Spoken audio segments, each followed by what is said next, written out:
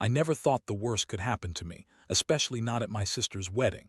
It was supposed to be a day filled with joy, laughter, and new beginnings. Bright flowers everywhere, the scent of fresh-cut grass, and that low hum of excitement in the air. My wife Lisa looked stunning in her dress, everyone told her so.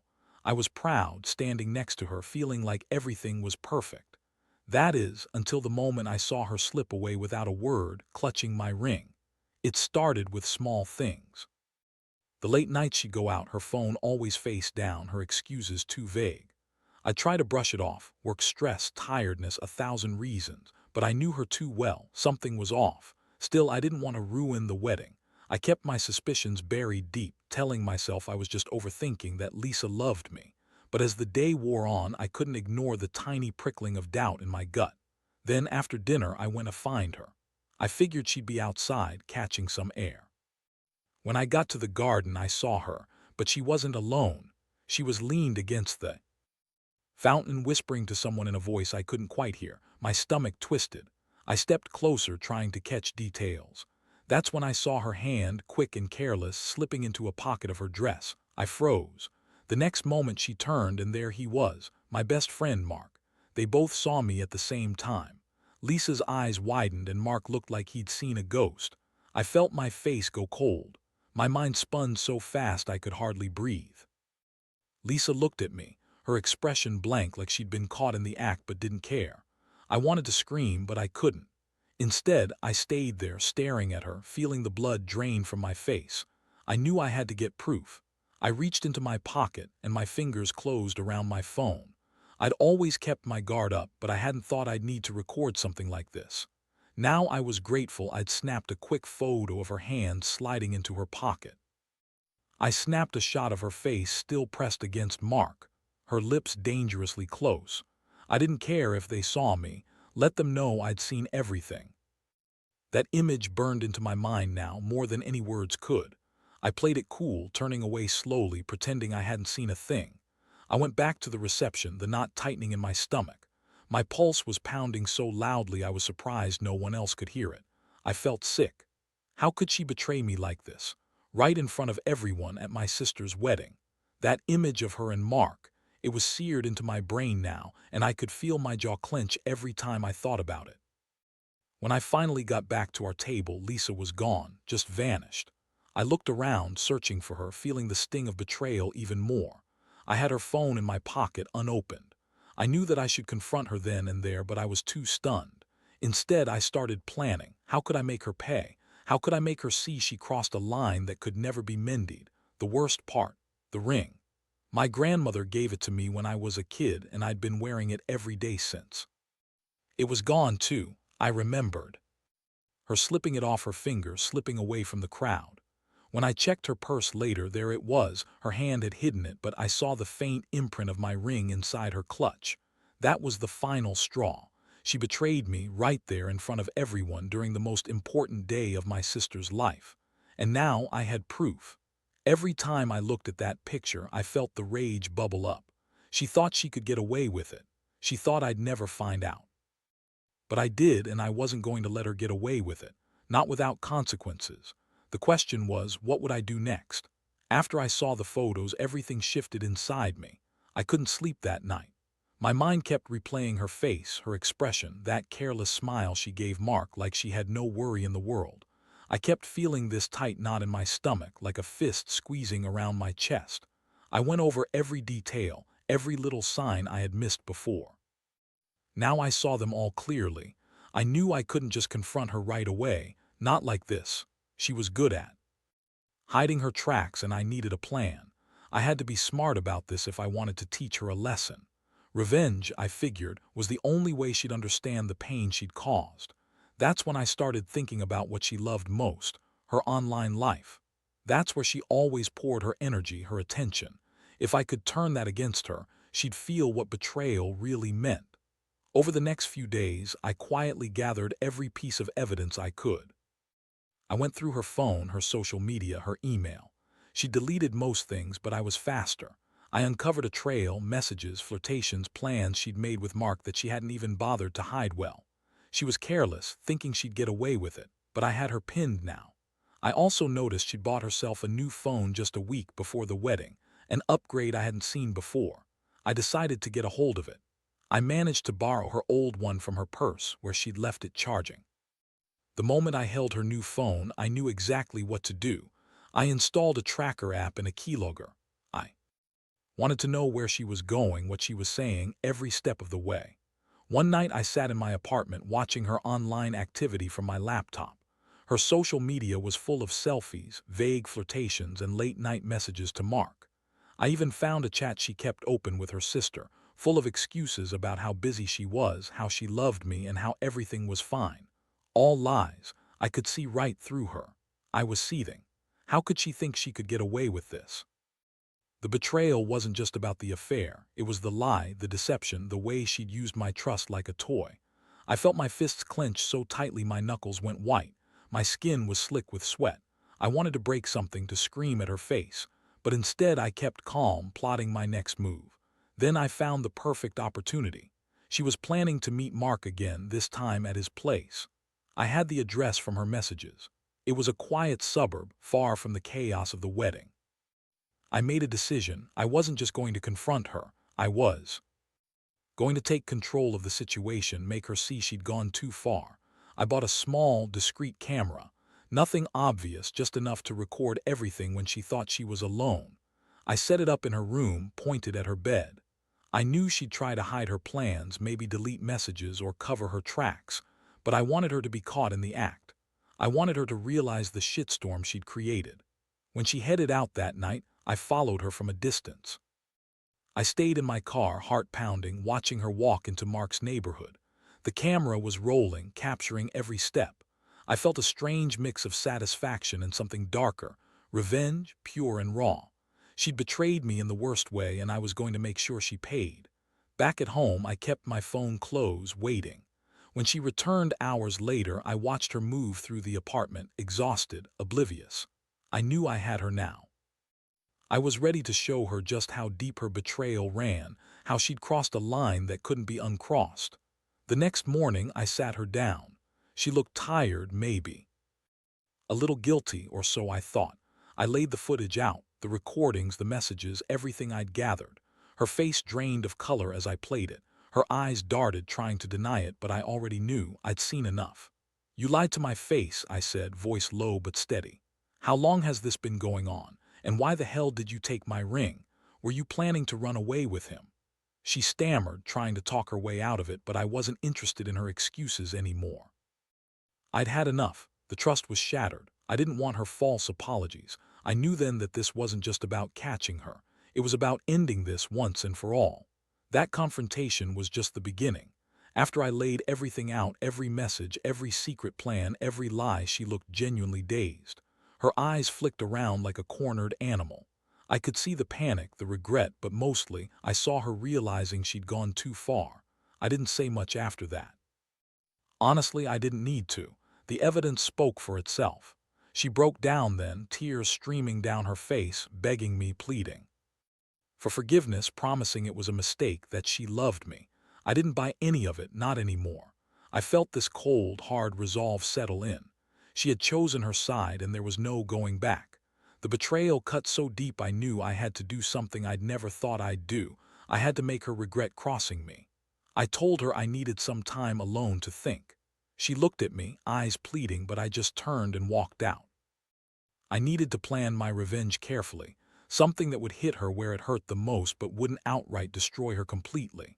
I wanted her to feel the loss, the betrayal, the shame. I wanted her to understand that her actions had consequences. Over the next couple of days, I stayed quiet. I didn't answer her calls or texts. Instead, I spent my time researching what infidelity can do to a person, how to make her feel exactly what she'd made me feel, doubled. I thought about her routines, her habits. She was obsessed with social media, always posting selfies, checking her notifications. That's where I decided to strike next. I created a fake profile. Attractive, interesting woman. Someone who seemed flirty, fun, totally her type. I started messaging her, opening a conversation that was just innocent enough to spark curiosity. I kept it light, teasing, but with enough flirtation to make Lisa jealous. I wanted her to see that I could do the same, that I was already turning her own game against her. It wasn't long before I started dropping hints. I'd talk about how lonely I'd been without her, how I was considering doing something reckless. I made sure to mention that I'd met someone new, someone who was more fun, more honest. I could feel my own adrenaline surging every time I sent a message, imagining her reaction when she saw it. The thought of her seeing me with someone else, feeling that sting, that was my plan. One evening, I purposefully left my phone on the table when she was around. I wanted her to see the messages pop up. Sure enough, her eyes locked onto the screen. She froze. Her face was a mixture of shock and anger. She looked at me, her voice trembling. "Who is this?" I kept my tone calm, even amused. "Just someone I met online. Guess you got my message, huh? Looks like you've been busy too." I leaned in, feeling the satisfaction build. "You thought you could get away with everything, didn't you?" Her hands clenched into fists and her face turned a shade paler. She stammered, trying to deny everything, but I didn't give her the chance. I just looked at her, feeling this weight of justice, of retribution. I knew I was about to push her even further, and part of me relished that idea. Seeing her unravel was what I needed to feel in control again. I told her flatly, "You lost my trust, Lisa. You crossed a line I never thought you would. If you think this is the end of it, you're dead wrong. I've got more than enough to make sure you never forget what you did." Her eyes welled with tears, but I could see she knew I meant every word. This was just the start of what was coming. I kept the fake profile active, sending messages to her, teasing her about how much I was enjoying my new connection, making her watch from the sidelines. I wanted her to feel jealous, insecure, and helpless all at once, and I knew she was starting to realize this was no game anymore. Her world was crumbling piece by piece. I could feel the power shift, and I was finally in control of my own pain, turning it into something sharper for her. Her face kept muttering, "You don't understand, I didn't mean to hurt you, but I didn't care." The truth was, she'd already done that to me in ways I never thought possible. Now I was just making sure she'd never forget it. I was going to make her wish she'd never crossed me, never lied, never betrayed in front of everyone. And that's when I started finalizing my plan for the last decisive move. I wanted the moment to be perfect. Something she'd remember forever, a reminder that you don't mess with someone's heart and walk away unscathed. The pieces were falling into place, and I could almost taste her regret. The fake profile was working better than I'd hoped. Every message I sent, every flirt, every tease was like a slow poison. I watched her reactions closely, her eyes narrowing when she saw the messages, her trying to hide her phone when she thought I wasn't looking. I loved the fact that she was starting to panic, realizing she'd lost control of the situation. One night, I decided it was time for the final act. I'd been planning this for days. I knew I had to make her believe she was losing me completely, that her betrayal had shattered everything. I set up a meeting with her, an accidental run-in at a place she frequented, a quiet coffee shop not far from home. I wanted her to see I'd moved on, that I was done chasing after her lies. As she walked in, I was already sitting at a corner table. I made sure to look relaxed, but inside my blood was pounding. When she spotted me, her face froze. Her eyes darted around, trying to find an escape route. She took a hesitant step forward. "What are you doing here?" she asked, voice shaky. I leaned back, clasping my hands on the table. "Waiting for you," I said simply. "We need to talk." Her eyes flicked to her phone, probably worried I'd seen her secret messages. I knew what I had to do next, bring her into the trap, make her believe this was the moment she'd lost everything. I reached into my pocket and pulled out a small envelope. Her eyes widened. "What's that?" she whispered. I slid it across the table to her. "Open it." Inside were screen captures of her messages, proof that I knew everything. Her face went pale. She stared at the images, trembling. "Do you see this?" I asked, voice low but firm. "This is what I've been dealing with. You thought you could hide it forever. You thought I wouldn't find out." I paused, watching her crumble. "I've got the recordings, the messages, the proof you tried to erase. How could you betray me like this, right in front of everyone?" She tried to speak, her voice trembling. "It was a mistake. I didn't mean for it to happen. Save it." I cut her off. "You think I'm stupid? You've been lying through your teeth for months. I should have seen it, but I was blind because I loved you. Well, now I see everything, and I'm done." Her eyes welled with tears. "Please don't do this. I love you, I don't want to." "Hear that?" I said coldly. "You broke my trust in the worst way. You think I'm just going to forget? You think I can just move on?" I took a deep breath, trying to keep my voice steady. "You're not the person I thought you were, and I won't be a part of this anymore." I reached into my bag and pulled out a box. Inside was the ring she'd stolen, the one I'd hidden away just in case I needed a symbol of what we once had. I pushed it across the table. "Here, your ring back. Consider this your final reminder. You lost everything when you betrayed me." She looked at the ring, tears streaming down her face now. "I'm sorry," she whispered, voice broken. But I was already standing up, done with the conversation. I knew this was the end. I walked away from the table, leaving her there, trembling and crying, clutching the evidence I'd handed her. As I stepped outside, I felt a strange relief. The weight of betrayal had been lifted, replaced by a sense of clarity. I'd finally taken control. The revenge was complete. She'd see what real consequences looked like. Walking away from that coffee shop, I realized I'd never be the same again, but I was free. And that was worth everything. The fallout hit me harder than I expected. I didn't think she'd just crumble like that in public, eyes red and swollen, clutching the ring I handed her. I thought I'd feel victorious, but instead it left me with a strange emptiness. Still, I knew I'd done what I set out to do. I'd exposed her, made her face the truth, and taken back some ounce of control. The aftermath was messier than I imagined. Over the next few days, she disappeared. No calls, no texts. I expected some frantic attempt to fix things, maybe a plea or even a desperate confession. Instead, she just vanished. I'd given her enough rope to hang herself, and she took it. Honestly, part of me felt relief, like I'd finally put an end to the chaos she'd brought into my life. But another part was hurt that she'd thrown away everything we had, all because of some fleeting affair. Her social media went quiet. No new posts, no activity. I kept an eye on her account, waiting. I wanted to see if she'd try to reach out or spin some story. She didn't. That silence cut deeper than any words could. It was like she'd already made her choice to walk away and pretend none of it ever happened. That's when I realized I'd won, but at what cost? I tried to focus on my own life again. Work, friends, hobbies, all the things I'd neglected while obsessing over her. But the image of her crying, clutching that ring, kept replaying in my mind. It haunted me, even as I told myself I was better off without her.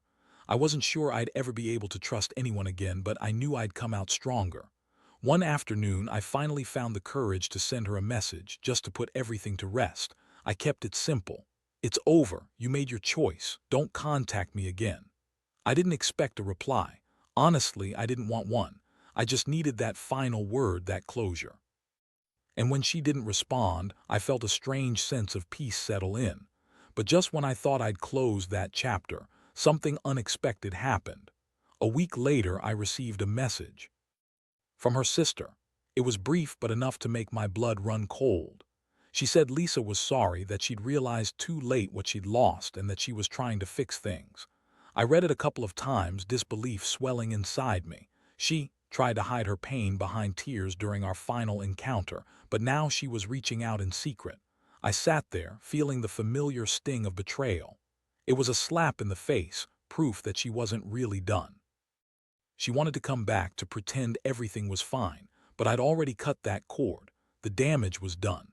She destroyed what we had, and I wasn't about to let her come crawling back into my life after everything she'd done. I responded to her sister with a simple, firm message. "Tell Lisa I'm not interested. She made her choices. I deserve better." That was enough for me. I had no desire to reopen that door, to let her back into my life just because she was feeling remorseful now. She had to live with what she'd done. I realized that in the end, the only way to truly move on was to leave her behind. Now I'm here writing this because I want others to know. Betrayal cuts deep, but you don't have to let it define you. You can take control, stand your ground, and walk away with your head held high. Revenge isn't about destruction, it's about reclaiming your peace.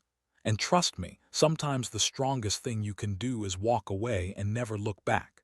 If you're dealing with someone who's betrayed you, remember this. Your worth isn't measured by their lies or their betrayals. You're better than that.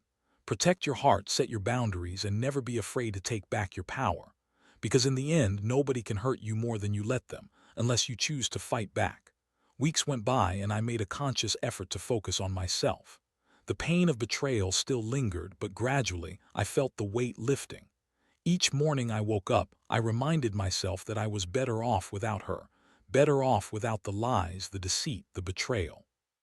My house felt emptier, sure, but it also felt mine again. I started to rebuild the trust in myself that had been shattered. One day I went to the bank, returned her belongings, and signed the papers to officially end everything. I handed over her keys, her jewelry, the last remnants of what we once shared. I looked at her stuff, packed neatly into a box, and felt a strange sense of closure. I didn't want anything more to remind me of her. No photos, no messages, no broken promises. As I sealed the box, I thought about what I'd learned. Trust is fragile and betrayal can cut so deep it leaves scars. But what I also realized was that revenge isn't just about hurting someone else. It's about reclaiming your life, your dignity. I'd taken control again, and in doing so, I found that I was stronger than I'd ever believed. Walking out of my apartment, I felt a strange mix of relief and resolve. I knew there would be days when I'd still think about her, wonder if I should have done things differently. But I also knew I couldn't change the past. All I could do was look forward, learn, and grow from this experience. I want to tell anyone out there who feels betrayed, don't let anyone strip you of your worth. When someone crosses that line, it's easy to feel broken, but you have the power to rebuild bit by bit, piece by piece. Sometimes the best revenge is simply walking away with your head held high, knowing you didn't let them destroy your spirit. As I dropped the box into the trash, I took a deep breath of the fresh air outside. The sun was shining, the world was moving forward. I felt lighter, like a burden had been lifted from my shoulders. I looked at the horizon, and for the first time in a long while I felt optimistic.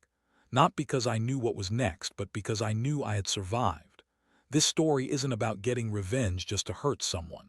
It's about taking back your life and showing yourself that you're stronger than any betrayal. Betrayal hurts, but it doesn't have to break you. It can be the starting point for a new chapter. One where you decide your worth, your boundaries, and your happiness. So to anyone reading this, remember, your value isn't defined by someone else's betrayal. Stand tall, walk away, and never let anyone make you feel small. Because the real victory is knowing you fought for yourself. And in the end, that's all that really matters.